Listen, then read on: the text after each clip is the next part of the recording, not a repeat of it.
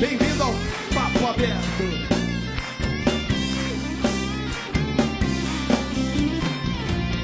Compaixão é um jeito profundo de amar, penetrando a dor que não deixa gritar. Sente tudo e não precisa explicar. Existe alguém que me conhece muito bem, me ouviu quando eu falei sozinho. Na solidão aquela lágrima enxugou. Mãozinha pra cima. Compaixão, alegria e salvação. Tá lindo. Deus te conhece, irmão. Vive aonde? Vive perto do coração. Apontando o céu comigo. Vivo o céu, porém com os pés no chão. Meu passado encontrou perdão. Assim, me mostra um caminho e me estende a mão. Vamos experimentar cantar essa canção sorrindo. Compaixão é um jeito profundo de amar, penetrando a dor que não deixa gritar. Sente tudo e não precisa explicar. Existe alguém que me conhece muito bem, me ouviu quando eu falei sozinho. Na solidão aquela lágrima enxugou. Compaixão, compaixão, alegria e salvação. Deus me conhece, irmão, vive perto do coração. Viva o céu, vivo o céu, porém com os pés no chão. Meu passado encontrou perdão, me mostra um caminho e me estende a mão. Me dá o direito de sofrer e calar, soube me esperar quando eu não queria chegar. Soube interpretar quando eu não sabia o que falar. Todo mundo na palminha lá em cima, vai! É o Papo Aberto toda segunda-feira pra você no Brasil todo. O programa hoje mais do que especial. Vivo o céu, porém com os pés no chão. Meu passado encontrou perdão, me mostra um caminho e me estende a mão. Vivo o céu, porém com os pés no chão. Meu passado encontrou perdão, me mostra um caminho e me estende a mão.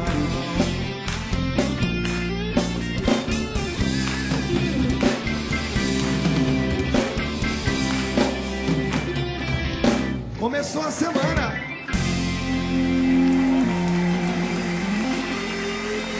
Boa noite. Sejam todos bem-vindos aqui em mais um Papo Aberto. Boa noite, Dunga. Boa noite, Gabriel. Uma alegria imensa. Você antecipou o PHN e veio segunda-feira? Eu disse para você que eu tô meio confuso, né? Era quarta-feira. Era quarta-feira, o programa veio para segunda, o meu programa é na terça. Estava em Brasília ontem, quando tocou o celular e me pediram, você pode estar com o Xalita amanhã? Eu falei, é claro que eu posso. A resposta foi imediata, porque estar com você significa estar com o Brasil inteiro, né, gente? O Brasil inteiro, vamos dar uma salva de palmas para esse Brasil maravilhoso que nos acompanha nesse momento. Uma alegria muito grande estar com você. Obrigado, Dunga. E olha, o programa de hoje vai ser muito especial. A gente convidou aqui, além do Dunga, que vai falar um pouco do PHN, que vai falar desse grande movimento de jovens maravilhoso que vai acontecer nesse final de semana, convidar você para participar do PHN. A gente convidou aqui o governador do estado de São Paulo, que eu queria que vocês já acolhessem com uma salva de palmas, governador José Serra. E olha, E eu sei que você já conhece muitas facetas do governador José Serra, do deputado, do senador, do secretário do Estado de São Paulo, do ministro do Planejamento, do ministro da Saúde. Mas a gente quer conhecer um pouco o lado familiar do governador José Serra, conhecer um pouco a sua infância, até para que você, jovem, porque às vezes a gente olha uma pessoa bem-sucedida e fala assim, nossa, já nasceu governador, né? Caiu do céu. E às vezes você que está estudando numa escola pública, você que tem uma família carente, que tem dificuldade, de repente acha que as oportunidades não vão acontecer para você. Então hoje a gente vai conhecer um pouco mais o que fez José Serra até chegar a ser governador de São Paulo, até construir a sua trajetória política. Daqui a pouco a gente fala com ele. Você pode participar do programa mandando um e-mail aqui para a gente, papoaberto@cançãonova.com, papoabertotv@cançãonova.com, repetindo, papoabertotv@cançãonova.com. Mas hoje é dia de São Pedro e São Paulo, Dunga. Ontem a gente celebrou São Pedro e São Paulo porque se comemora no domingo mais próximo do dia 29. Mas para a gente começar o programa um pouco, a reflexão sobre esses dois grandes homens da igreja é muito interessante porque São Pedro e São Paulo têm personalidades muito diferentes. São Pedro era um homem simples, um homem rústico, um homem tímido, um homem que tinha medo. É interessante isso. O primeiro papa da igreja, aquele a quem Jesus disse, tu és Pedro, e sobre esta pedra eu edificaria a minha igreja, foi um homem que negou Jesus 3 vezes por medo de morrer, por medo de ser confundido com aquelas outras pessoas que estavam ali. Depois ele se transformou, mas ele tinha muito cuidado com aquele início da igreja. São Paulo não era um dos 12, São Paulo veio depois, né? Depois de perseguir os cristãos, depois da estrada de Damasco. E São Paulo, diferentemente de outros apóstolos, tinha uma vontade imensa de levar essa boa nova do amor a todo mundo. São Tiago, por exemplo, achava que era só para quem era judeu, só para quem tinha passado pela circuncisão. São Paulo não. Ele foi lá na Grécia e falou sobre o Deus desconhecido no Areópago.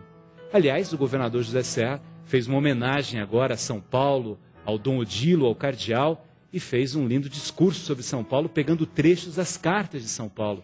São Paulo era um homem profundamente culto. E ali aqueles dois, São Pedro e São Paulo, deram início a essa igreja, com falhas, com dificuldades, com problemas, mas acima de tudo com uma missão maior, que é amar o ser humano. Quanto mais a gente ama, mais a gente é cristão. A grande mensagem de Jesus, independentemente das questões religiosas, das diferenças que há entre as pessoas, é o amor. Quando a gente ama, a gente constrói uma história mais bonita. Por isso que a gente está aqui, Dunga, no Papo Aberto. E São Paulo, Chalita, ele tinha uma coisa muito importante. Ele dizia que não basta ter bons sentimentos, nem sequer ter bons sentimentos e fazer as coisas. É preciso também ter amor. Este é um ingrediente fundamental. Amor e caridade para ele eram coisas parecidas. E que em tudo aquilo que se faz é preciso trazer o amor, ter o sentimento de caridade. Em português é muito diferente amor de caridade, não é a mesma coisa. Mas na linguagem de São Paulo era. E se você pensar bem, amor vem de caridade, etimologicamente. Governador, então vamos aproveitar que o senhor já falou de São Paulo aqui. Santo Agostinho dizia que a política é o auge da caridade, porque a política é a capacidade de você transformar diretamente a vida das pessoas. Na sua longa trajetória política, em qual cargo, em qual momento, assim, o senhor se sentiu, olha, eu sinto que aqui eu estou transformando a vida das pessoas? Eu acho que, bom, para mim a política é isso, para outros não é. Não existe, Chalita, a categoria políticos, né? Às vezes o pessoal fala, não, os políticos, não é assim. Isso é uma coisa que, de alguma maneira, classifica de maneira perversa e nivela tudo. Eu acho que há político aqui, político acolá, né? A política é uma coisa necessária e, às vezes, quando você reduz tudo a uma só categoria, você passa a ter uma posição mais hostil, porque você acaba nivelando por baixo. Mas, para mim, a política, essencialmente, é a possibilidade de poder mudar as coisas, de fazer o bem. Essa é a minha motivação. Em tudo que eu me envolvi, eu fiz isso. Em algumas vezes, com mais poder, você faz mais. Outras, com menos, você faz menos, mas também consegue botar as coisas para diante. Até hoje, onde eu consegui me realizar mais foi no Ministério da Saúde, que eu fiquei quase 4 anos. Então, tive mais tempo e também era uma área com muitos problemas. Continua hoje, mas a gente fez muita inovação, muita coisa nova. E eu acho que teve impacto no Brasil, até como exemplo para depois. Mas em cada lugar que eu estou, eu me jogo, eu me dedico inteiramente, da alma ao corpo, da vontade à ação. É interessante que o povo do Nordeste... Na prefeitura, no governo, quando eu fui deputado, né, mesmo quando eu fui deputado, eu trabalhava muito. E eu consegui fazer, quando era deputado, uma coisa rara, porque a vida parlamentar é difícil. Em Brasília você tem mais de 500 deputados, é muito difícil você conseguir fazer uma coisa individualmente. Mas eu consegui, que foi criar o seguro-desemprego que existe hoje. Isso foi fruto do meu trabalho de deputado. Agora, quando você está no governo, você tem mais poder para fazer as coisas, né? Interessante que o Norte e o Nordeste, assim, a gente tem uma grande audiência lá, eu estou sempre no Norte e no Nordeste, Dunga, né? E a lembrança que as pessoas têm do senhor é do Ministério da Saúde mesmo, né? É mesmo. Dos mutirões de catarata. Mutirões de cataratas, o programa de saúde da família, que teve tanta importância, né? Aquelas equipes de um médico, uma enfermeira, 2 auxiliares de enfermagem, 5 agentes de saúde. Nós aumentamos muito, isso cobriu o Nordeste inteiro. E também os agentes comunitários de saúde, o investimento em hospitais, a política de remédios, enfim, trabalhamos muito, muito. O Nordeste, particularmente, é uma região a qual eu me dediquei bastante. Inclusive em outras ações, na época que fui também ministro do Planejamento, através de investimentos, de criação de um fundo de desenvolvimento para o Nordeste, para o Norte, para o Centro-Oeste. Enfim, é uma região que eu tenho muita familiaridade. E você sabe, quando a gente é de São Paulo, tem uma familiaridade muito especial. Porque eu morava na Moca, que era o lugar de São Paulo onde os primeiros migrantes nordestinos chegavam. De forma que, quando eu era criança, eu convivia com a garotada que acabava de chegar, na escola, no parque infantil e na rua, né, jogando futebol, fazendo outras brincadeiras, como era antigamente. Vamos falar um pouco da infância do governador José Serra. Vamos ver o que as tias do governador têm a dizer sobre a infância dele.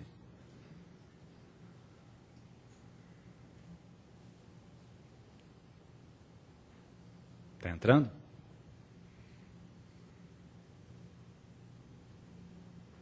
Não é elas que estão atrasadas, não. É a parte técnica. Porque imagino que elas estavam loucas de vontade para falar.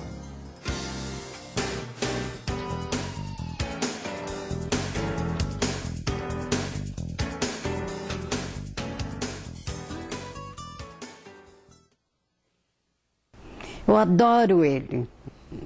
Bom, eu vou me apresentar para vocês. Meu nome é Vicência e o meu apelido é Bidu, que aliás foi o Zé que pôs esse apelido em mim quando eu tinha uns 3 anos de idade. Aí meus outros primos começaram também a debochar de mim e vendo que eu chorava, eles ficaram me chamando de Bidu e sou Bidu até hoje. Ele acho que tinha uns 8 anos e ele foi comigo fazer um piquenique. E foi um custo para o titio deixar, porque sabe italiano como é que é, né? E lá tinha um poço, né? Poço de água. E estavam os dois brincando, a minha prima queria que ele entrava dentro do balde, para pôr ele lá embaixo. Ele falou que não era bobo, né? Eu sou Tereza, tia do Serra, e muito me orgulho dele, porque ele foi um menino exemplar. Desde a infância dele, ele já era bem educado e estudioso. Ele é o meu primo mais velho, por parte da minha mãe, as mães são irmãs, e com ele nós aprendemos que o estudo era a principal coisa das nossas vidas. E a mãe dele também foi muito inteligente.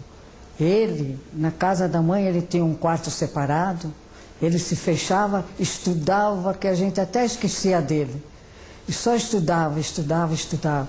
Eu batia na porta, ele me atendia: "Quer, tia Tereza, o que você quer?" Eu falei: "Zé, faz tempo que você está estudando, você não quer parar um pouquinho?" "Não." Não, tia Tereza, eu devo estudar. O José foi um menino muito inteligente, sempre com os caderninhos dele embaixo do braço, quando era pequeno, passava na minha casa, ele estudava no colégio Dom Bosco.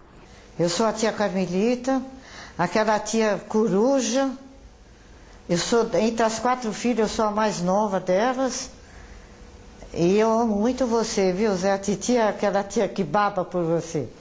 O seu Francisco veio da Itália, né, que é o pai do Serra, né? E a gente trabalhou junto no Mercado Central muitos anos, né?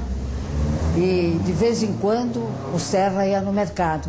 O pai fazia questão que ele fosse trabalhar no mercado que nem ele. Mas ele falava para o pai, não papai, eu não tenho vocação para comércio, eu quero estudar. E o pai ficava bravo. Aí a família se opunha, tinha que falar, não, se ele gosta do estudo, deixa ele estudar, né? Eu tinha o quê?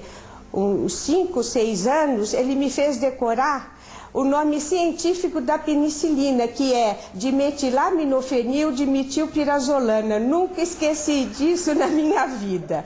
Eu sei que ela soltou a manivela e bateu nele, bateu nos olhos. Nossa, inchou o olho e depois para esconder do titio. Nossa, mas foi um pé para capar. No fim a gente conseguiu esconder. Eu, como tia Coruja, sempre admirei ele, desde pequeno. Ele foi um menino calmo, quieto, estudioso. O Serra me ensinou a ter autoestima, a ver que para nós o principal era ter conhecimento da vida, estudar, e que os bens materiais viriam de acordo com o que a vida nos proporcionou. E aí ele foi crescendo, entrou na Poli. A primeira saída dele, que ele ia na escola, ou qualquer lugar, ele passava na minha avó, na avó dele, né, que seria a minha mãe, e fazia comentário, inclusive com meu marido, e já discutia um pouco de política, assim, que ele era novo e já discutia um pouco de política. E o meu marido, que era do contra, como se diz, falava tudo o contrário dele, e ele firme, sempre inteligente. Foi uma festa e a minha filha também foi crescendo, né? E era muito ruim em português. Então ele dava aula para minha filha em português, né? E quando ele foi exilado, foi uma tristeza na família toda, né? Porque a gente não esperava isso, né? Nós sabemos o que nós sofremos, mas graças a Deus com isso tudo, ele voltou, é uma pessoa vitoriosa, foi um grande filho, um grande sobrinho. Para nós não tem coisa melhor de saber que ele é uma pessoa do jeito que ele é, carinhoso. E nós amamos muito ele. E eu não sei mais o que falar, porque ele é meu primo querido. É isso, e eu amo muito, lógico. Então, muita felicidade, porque você vai para cima. Eu tenho orgulho, que é uma coisa fora do comum. Eu amo ele como um filho. Não tem palavras para dizer o que eu sinto por você. Eu te amo muito, te admiro muito e você está sempre no meu coração. Viu, Zé? A titia te ama muito. Você é o filho que eu gostaria de ter tido, mas, enfim, você sabe que você pode me contar com a titia para tudo e para qualquer coisa. E eu rezo por você, pela sua saúde, e a família e o povo, que você siga bem e seja, como se diz, uma boa pessoa sempre. Não tem que ser má pessoa nem nada. Fazer sempre o bem e não olha quem. Eu sou chata, eu sou curiosa, eu sou xereta, mas a titia te ama e muito. Eu quero saber de toda a tua vida. Deus que te dê muita saúde e Deus que te abra o caminho da vitória.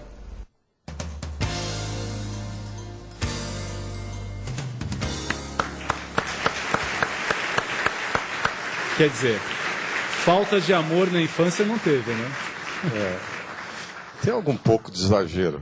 Eu não era tão bonzinho, não era tão bonzinho assim. Na rua, Eu era bonzinho em casa, mas na rua era terrível. Por que você fez a sua prima decorar o... Ela lembrou, e é verdade. E ela decorou mesmo, até decorou hoje. Mesmo.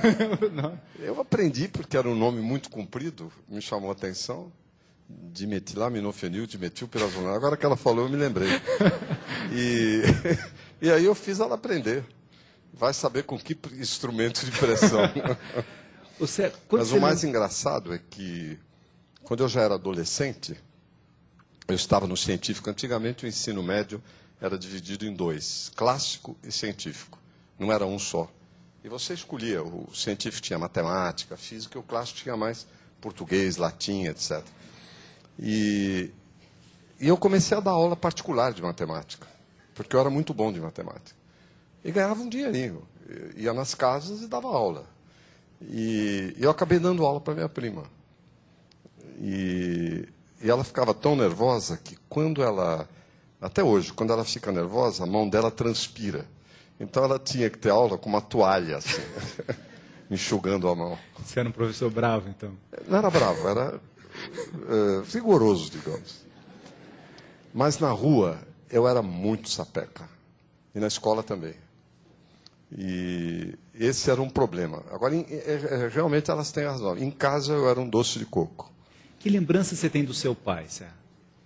O meu pai, a lembrança principal que eu tenho é o trabalho, porque ele acordava todos os dias 4:45, né? Ia dormir 8 da noite. Ia para o mercado municipal, numa época de bonde, noutra de ônibus, descia longe, andava pela madrugada. Naquela época São Paulo não era tão perigosa. Andava pelo Parque Dom Pedro e começava a trabalhar às 5:30, 6 da manhã, voltava para almoçar 11 horas, e era tão disciplinado que, se passasse a hora do almoço, ele perdia a fome. Dormia 20 minutos, voltava para o trabalho e voltava de novo para casa às 6:30. Trabalhava todos os dias do ano, sem exceção, ou melhor, com uma exceção, dia 1º de janeiro. Mas dia de Natal, véspera de Natal, todos os dias trabalhava. Então, o que mais me marcou a respeito do meu pai é a vida de trabalho. Era uma coisa incrível. E sua mãe? Minha mãe, na época, era o que se dizia dona de casa, né? Mulher, naquela época, não trabalhava, em geral. Esse é um fenômeno que vem dos anos 60 para cá, 70. Mulher no mercado de trabalho. Mas trabalhava bastante. E ficava sempre em cima e tinha mania que eu tinha que chegar antes nos lugares. Por exemplo, na escola, meia hora antes. Então, o fato é o seguinte: quando você se atrasa tudo um que meu pai hoje... tinha de hábitos regulares e o que a minha mãe tinha de chegar antes, eu segui o contrário. Porque eu não sou, eu tenho disciplina de cabeça. Tenho a cabeça arrumada, eu acho. Mas de horários, não. Nem de hora de comer, hora de dormir. Eu sou um pouco desorganizado nessa matéria. Até porque, quando eu estou fazendo alguma coisa, a minha tendência é terminar, não quero deixar para depois. Então, falta um pouco de organização de horários. Mas os meus pais eram o contrário disso. É interessante como a gente, às vezes... imita, por exemplo, aquela vocação para o trabalho que meu pai tinha, a responsabilidade, e, por outro lado, você também contraria, né? Por exemplo, a regularidade de hábitos. Eu não consigo almoçar e dizer, vou dormir 15 minutos. Para dormir depois do almoço, tem que botar pijama, escurecer, etc. E aí dispara, e aí me desorganiza. Eu não ouso fazer isso, porque me arrebenta o dia. Perde tempo. Vamos ver aqui os nossos internautas. O Manuel Ventura Filho, de João Pessoa, Paraíba, diz que o programa está ótimo. Tem grande admiração pelo governador José Serra. Sou sua fã do Papo Aberto. Um grande abraço para o governador, um abraço para o Dunga. Você sabe, Chalita, que nós vamos fazer? Eu não tenho aqui a data. Nós vamos fazer uma homenagem ao Luiz Gonzaga. 3 dias. O maior compositor de música do Nordeste, um dos maiores da história do Brasil. Né? Você imagina as músicas dele que marcaram tanta época. E nós vamos fazer aqui em São Paulo. E eu ia ver o Luiz Gonzaga aqui, porque ele cantava, tinha um lugar aqui, nesse auditório, principalmente as mulheres são todas novinhas, ninguém tem ideia disso. Existia uma coisa chamada Parque Xangai, né? E que era um parque de diversões, um play center da época, né? Baratíssimo. Aliás, nem pagava para entrar, você pagava em cada divertimento. E lá vivia tendo shows. Era entre a Moca e o Cambuci, ao lado do Rio Tamanduateí. E lá a gente ia ver o Luiz Gonzaga cantar, que era um talento. Além do que, na escola, aprendia as músicas. Por isso, outro dia, eu fui numa festa em Limoeiro, e estava o Dominguinhos lá no palco, que é meu amigo. Aí eu cheguei do lado dele para cumprimentar, eu falei, ô Dominguinhos, toca aí o baião. Né? E aí ele tocou o baião, e ele falou, entra, canta junto. Aí eu cantei com ele. Asa Branca, não? Não, baião. O baião. Aquele, vou mostrar para vocês como se dança o baião. E aí eu descobri o seguinte, que é uma moleza. Se você canta junto com alguém que canta bem, você canta bem também. Porque você claro, você dá uma diferença de meio segundo, e aí você não desafina porque você segue tá certo? Uma boa técnica. O público não percebe, mas você vai atrás. Mas é interessante, até hoje eu sei essas músicas todas. Marcou uma... Vamos ver os nossos internautas aqui. A Solange de Teresópolis diz que te admira muito. Convida você, Dunga, para ir para Teresópolis, para eu ir junto lá, para a festa de aniversário de Teresópolis. Vai, só convidar, marcar, estamos aí. Convidar o Eros Biondini também. Um abraço para o nosso amado Eros Biondini, lá de Minas Gerais, deputado Eros Biondini. O Edson Alves, do Nascimento de Boquim, Sergipe, diz que é uma honra ter o governador José Serra aqui. Governador, eu sempre te admirei porque o senhor se mostra um homem íntegro, um político honesto, honrado. Parabéns, que Deus abençoe a sua vida. Boquim, Sergipe. Você já foi em Boquim, Dunga? Não, ainda não. Também mas não deve ser uma alegria para a pessoa que está em casa. Nós rodamos o Brasil todo, governador. E, por exemplo, Orobó, interior de Pernambuco. Imagine que uma pessoa lá em Orobó, no Pernambuco, é difícil um programa onde é colocado um governador de um estado, onde se pode falar tranquilamente, mostrar um pouco da sua vida, ver que se trata de gente, de homem, e creio que 2 horas de um programa como esse muda um pouco a concepção da visão da pessoa de um político, de um pai de família, que acumula, que agrega funções, encargos. Eu vejo que isso é uma oportunidade maravilhosa que nós estamos dando aos nossos telespectadores, nossos internautas, nossos radiovintes, porque isso é formação, isso é a gente está contribuindo para a formação de um povo. Sem dúvida. E eu acho, viu, que, para mim, a informação, a educação, é algo essencial. Às vezes as pessoas falam, não, é bom porque o país cresce mais, investir em capital humano. Pode ter essa dimensão. Mas eu acho que, para mim, a dimensão essencial da educação é a liberdade. Né? O conhecimento significa liberdade. Né? De escolher. Até quando você conhece uma outra língua, você é mais livre. Essa é uma questão essencial. Às vezes eu discutir, não, porque aumenta a produtividade tanto. Eu estou à vontade para falar. Eu quero dizer que eu estudei engenharia e depois, no exílio, eu virei economista. Eu não sou médico. Muita gente acha que eu sou médico porque eu fui ministro da Saúde. Mas eu sei discutir. Se aumenta a produtividade, tem esse rendimento, tem isso, tem aquilo. Tudo bem. Eu acho que são fatores importantes. Mas o essencial da educação é que ela é um bem em si mesma.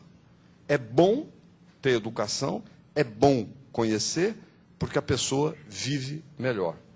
Porque se você conhecer, você é mais livre. Você tem liberdade de escolha. O não conhecimento é uma prisão. Né? Essa é a maneira como eu vejo a questão educacional. E o Brasil precisa investir muito. Quando eu digo investir, não é só dinheiro, não. Precisa investir esforço, com lucidez também, com clareza. Aliás, o que São Paulo dizia, flauta é o som da flauta, cítara é o som da cítara. Quer dizer, é preciso ser claro, não é preciso saber diferenciar as coisas, não ser ambíguo, contraditório, ininteligível. Né? Isso vale muito para a política, a clareza. Quando existe a educação, na minha visão, É como se a gente pudesse colocar na boca das pessoas o poder da palavra. Porque quando a pessoa é educada, quando ela recebe a educação, ela recebe o poder da palavra. Ela consegue se expressar. Ela aumenta o vocabulário dela. Ela consegue dizer o que ela sente. E ela consegue se situar melhor. Eu vivo aqui, em tal cidade, em tal estado, em tal país. Ela consegue ter uma visão mais de conjunto das coisas. E ela consegue dizer não, ela consegue lutar pelos seus direitos, ela consegue dialogar com as pessoas. Não tem medo de lutar pelos seus direitos. Ela não precisa conhecer da medicina, mas uma pessoa mais educada, quando vai ao médico, o médico diz, não, vai ter que fazer isso. Mas por que tem que fazer isso? Porque ela não tem vergonha da sua curiosidade. Eu quero dizer que eu aprendi isso com 3, 4 anos de idade, porque uma das tias que falou aí, minha tia Tereza, que é a segunda, né? Minha mãe era a primeira, e ela tinha mania de que eu precisava tomar injeção de cálcio, tinha umas cápsulas cor-de-rosa, e que naquela época, pensa que injeção é essa coisa fininha que tem agora, você mal sente, não. Eu não vivo de encher bola. As agulhas, você sabe que tratar um dente doía mais a injeção do que o tratamento. E ela porque como eu era o primeiro neto, eu era um pouco propriedade de todos, né, de todas elas. Então era injeção de cálcio e depois injeção do tal do óleo de fígado de bacalhau. E eu xingava o farmacêutico, o Tanino, que era um personagem famoso lá na Moca.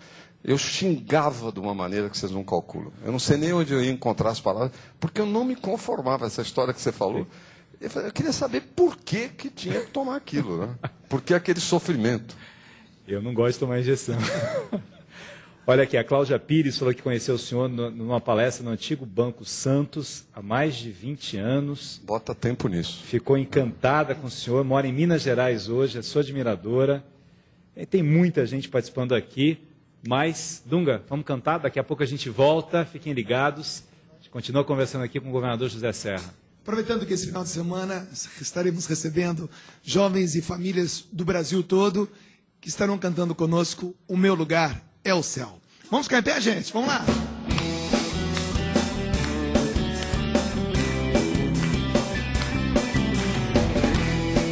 Essa é a grande certeza. O meu lugar é o céu. É lá que eu quero morar. O meu lugar é o céu. É lá que eu quero morar. O meu lugar é o céu. É lá que eu quero morar. O meu lugar é o céu. É lá que eu quero morar. Eu sei, não vale a pena tanta grana, poder, fama, pois isso tudo aqui vou deixar. E sei que lá no céu só chega aquele que na terra seus bens soube compartilhar. Por isso todo dia, dia a dia, cada hora eu sei com Deus eu posso contar. E a cada passo certo que eu der aqui na terra, mais perto dele eu vou ficar. Vocês, o meu lugar é o céu. É lá que eu quero morar. O meu lugar é o céu. É lá que eu quero morar. O meu lugar é o céu. É lá que eu quero morar. O meu lugar é o céu. É lá que eu quero morar. Eu sei, não vale a pena. Eu sei, não vale a pena tanta grana, poder, fama, pois isso tudo aqui